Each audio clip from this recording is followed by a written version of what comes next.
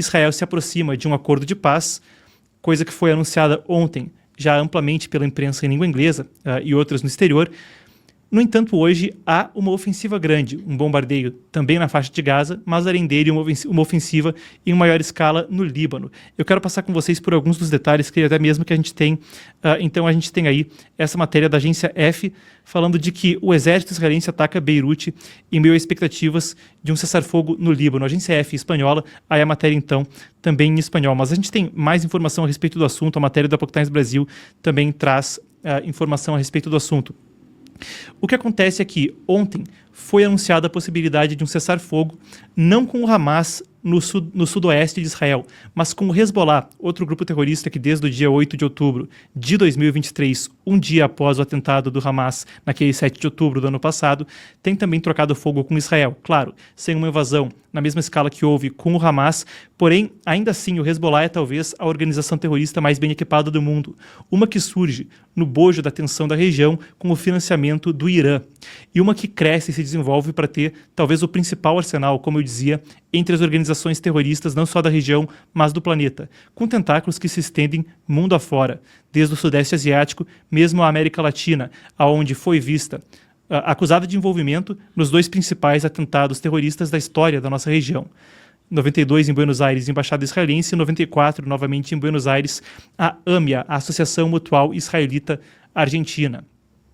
Agora, dado o contexto e qual é a organização, a gente volta a focar no que ocorreu hoje.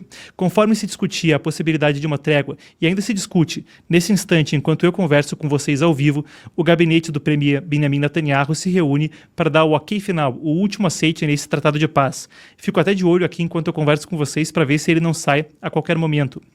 Mas se uma trégua se discute no Líbano, ao mesmo tempo em que é discutida, há também ofensivas em grande escala, possivelmente uma operação israelense para tentar coibir a possibilidade de um ataque do Hezbollah ou alguma questão que possa infringir esse cessar-fogo. Eu quero passar com vocês pela matéria para a gente trazer mais dos detalhes. Essa é a matéria publicada no Epoch Times Brasil, que pontua então: Israel ataca centro de Beirute em meio a expectativas de cessar fogo no Líbano. A informação do jornal Times of Israel, acrescento brevemente, como se lê aqui embaixo na tarja, é de que foram 20 locais alvejados por bombardeios em um período de, veja só, 2 minutos. A reportagem fala em menos de 2 minutos, mas a gente não conseguiu fazer a tipografia caber aqui embaixo na tarja. Então foi um edifício perto de uma mesquita no bairro Nuweiri, no centro de Beirute, em um momento de máxima expectativa por um possível acordo iminente de cessar fogo no Líbano. A agência de notícias libanesa ANN informou que um ataque muito violento realizado por aviões de combate inimigos teve como alvo um edifício perto da mesquita de Khatam al-Anbiya, em Nuweiri, em Beirute. Beirute, claro, a capital do país ao norte de Israel, que foi destruído no bombardeio e deixou pelo menos um morto, segundo fontes oficiais. Poucos minutos depois, aviões de guerra israelenses realizaram outra série de bombardeios em grande escala, contra mais de uma dezena de pontos nos subúrbios ao sul de Beirute, conhecidos como Daihia, depois de o exército ter emitido ordens de evacuação em diferentes partes da cidade. Segundo a ANN, essa rede libanesa, então, o cinturão de fogo cercou os bairros de Burj al-Baraineh, Haret Reik e Al-Hadat, para vocês verem que eu estou apurado aqui, pelo menos na pronúncia dos nomes arábicos. E a fumaça cobriu a maior parte da atmosfera de Dahiya, em Beirute. Um porta-voz do exército israelense, Avihai Adrae, assegurou que estas áreas dos subúrbios abrigam instalações e interesses do grupo terrorista Hezbollah, ao mesmo tempo em que afirmou que Israel atacou amplamente vários alvos da formação armada naquelas zonas sem fornecer mais detalhes. Isso enquanto, momentos antes e durante a reunião do premier Benjamin Netanyahu com todo o secretariado, com todo o seu gabinete, os ministérios, para dar o ok final, o aceite final em uma trégua. Quanto à duração da trégua, é o que não está claro. Oficiais israelenses disseram anteriormente ao jornal israelense em língua inglesa Times of Israel que poderia ser um mês, poderia ser um ano, não sabemos, mas que o Hezbollah estaria sob pressão máxima durante a duração dessa trégua.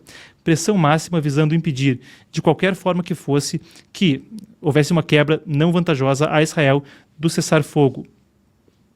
Enquanto isso, as notícias na imprensa em língua inglesa é de que os ataques são extensos por parte de Israel. A gente teve ainda também um bombardeio em Gaza. Ao que se registra, são 11 mortos nesse bombardeio em Gaza até o momento.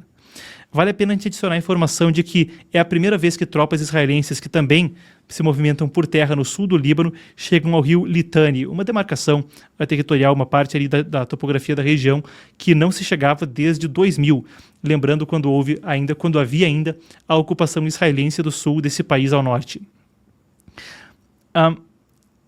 Vale a pena a gente dizer ainda que os motivos da trégua vêm em um momento delicado nas relações exteriores. O que acontece é que, com a saída de Biden iminente e a condenação que vem agora do TPI, mesmo que rejeitada por Biden, rechaçada por ele verbalmente, é uma conjuntura na qual se teme em Israel, segundo o que circula na imprensa local lá no país, no Oriente Médio, de que possa haver uma eventual represália do governo Biden ou uma eventual situação desvantajosa para Israel na saída do governo. A informação é dada por um oficial anônimo a veículos locais, o Times of Israel, um deles. Enquanto não dá para confirmar isso independentemente, o fato confirmável independentemente é de que Israel ainda aguarda o recebimento de armas dos Estados Unidos e uma situação que, na saída do governo Biden, pudesse contrariar a vontade do presidente americano, quando ele não tem nada a perder, também poderia não ser vantajosa. É nesse clima que se dá na imprensa estrangeira de que essa trégua deve vir à tona com o Hezbollah.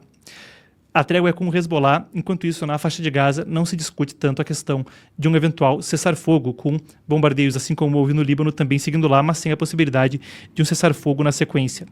A gente continua monitorando o desdobrar da situação. Eu quero só tentar apurar aqui brevemente para dar para vocês a última informação antes da gente encerrar, ver se saiu a trégua. Perfeito, então. Temos a trégua. Bom que eu olhei antes da gente terminar a reportagem. Então, aconteceu agora, breaking news. O cessar-fogo está firmado após bombardeios intensos na reta final, conforme o gabinete se reunia entre Israel e a organização terrorista Hezbollah no Líbano. Netanyahu diz, aspas para o premier israelense, eu acompanho a informação agora de última hora com vocês. Israel irá responder com força a qualquer violação de um cessar-fogo por parte do Hezbollah. O premier ainda disse que ele trará o negócio diante do gabinete, então, dos seus ministérios, para votar para um voto. Há informações também de críticos que o governo foi arrastado para esse acordo. Ainda, então, isso acontece enquanto ainda há ataques ao norte no Líbano, conforme o cessar-fogo é assinado. A gente tem parlamentares da oposição lá em Israel, ou melhor dizendo, nem parlamentares, o ministro da Segurança Nacional, Itamar Ben-Gvir, ele diz que ele é oposto ao cessar-fogo e diz que é um erro histórico. Nas palavras, então, dele, isso não é um cessar-fogo, é um retorno ao conceito de silêncio por silêncio e nós já vimos aonde isso leva. Ele escreveu numa publicação no X e ele fala que, prevê ele, então, esse secretário, ministro da Segurança Nacional, o Itamar Ben-Gvir, que ultimamente, no final das contas, teríamos que retornar para o Líbano novamente. Já era dito por um oficial anteriormente que a posição de Netanyahu era de que o cessar-fogo poderia durar um mês ou um ano, mas que eventualmente isso era só mais uma guerra no meio de guerras e eles teriam que retornar ao Líbano. Fica então a informação.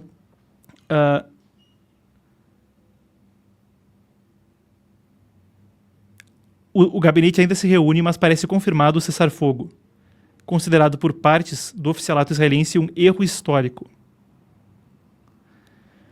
Netanyahu também está se encontrando com prefeitos da região norte de Israel que dizem que também concordam com a perspectiva de um erro histórico, dizem que essa trégua não será benéfica para Israel. É a informação que circula na imprensa local de Israel. Eu acompanho as matérias agora com vocês.